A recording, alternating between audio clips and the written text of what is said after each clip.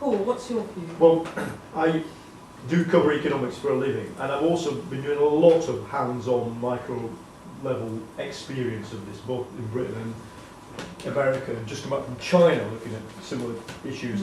But I do think there are three ways in which this unemployment is going to be different.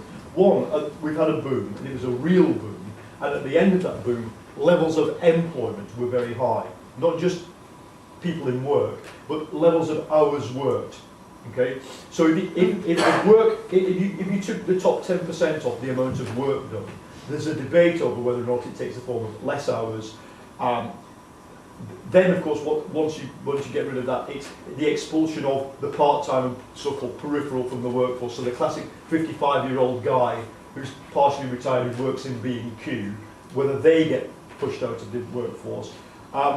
So the flexible labour market and the high amount of work done, I think, means it's a different starting point. But there's a third thing, and this is why I'm really aware of, having done research for a money programme that's going out on Tuesday, which is worth watching because it surprised me being there over the months, looking at Midlands manufacturing plants. This is the first time you've had a recession in Britain where there is a flexible labour market.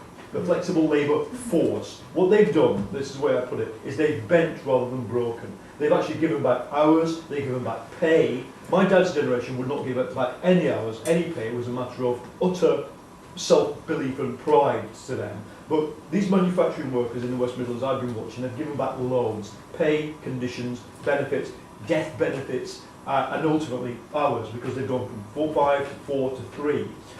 Their workplaces have survived. They'll survive by shedding jobs rather than closing. They think it's an achievement. And so I call it the silent scream. I think there is a kind of silent scream going on about short time and low income that you can't make labourers working poster about it because there's no queue. Just people sitting on. The most poignant line in this thing is this guy said, you know, for the first 2 months of short time I just did this massive jigsaw, you know.